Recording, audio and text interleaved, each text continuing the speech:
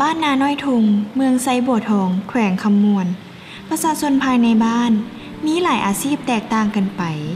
ครอบครัวนางนุ่นเป็นบ่อนเดียวที่ให้บริการตัดเย็บเครื่องนุ่งจึงเฮ็ดให้เป็นที่รู้จักกันดีภายในบ้าน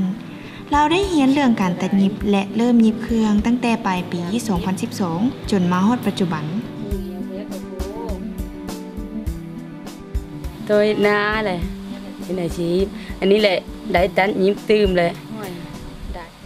โครงการลงมาบาทแล้วก็เพิ่นเลี้ยงหองาไปพึก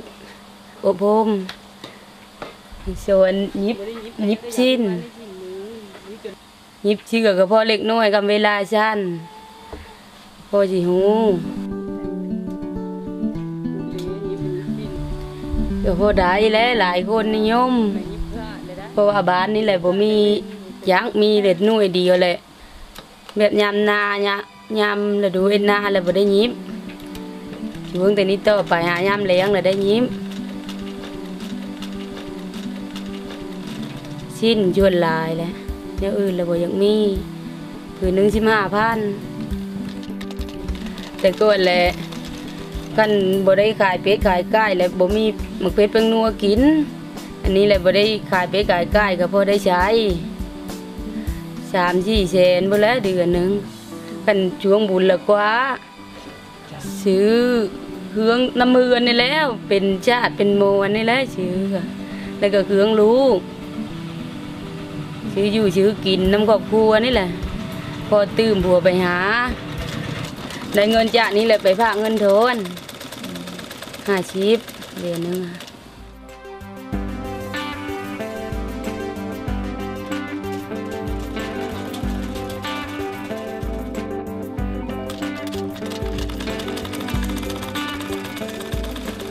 มันบ่ได้มาตรฐานถ้านี้พิษบนเทียงอาจจะใช้ที่ชุดยากที่ชุดแล้วเข้าหัวยิ่งที่อาจจะใช้ถ้า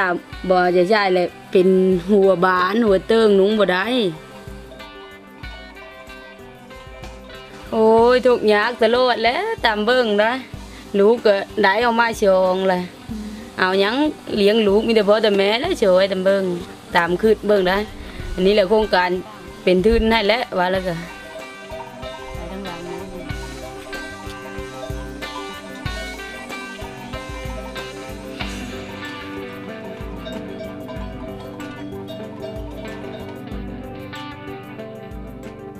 หลายบ้านยังบ่ฮู้จักก็เขาคอยถามเดี๋ยวมาอยู่ดอกอันน่ะให้มายิบตลอดบ้านอ้อมข้างนี่แหละช่วงยามบ้านนี่แหละบนเมืองอื่นกับเมืองมาใจกับบ้านบักแก้วหัวและ50-60 คืนบ้านบักแก้วก็มายิบทำบ่ได้ยิบเลยโอ้ยดีใจแล้วหัวยามนี่มาเลยบ่ได้อุกอันจำบักเพชรเบิ่งนัวเงินซื้อกระตุ้งกับนมลูกแล้วบ่อุกเลี้ยวหายเลี้ยวนากันนี่นะเนียนแต่ได้อยู่เฮือนได้ยิบโลด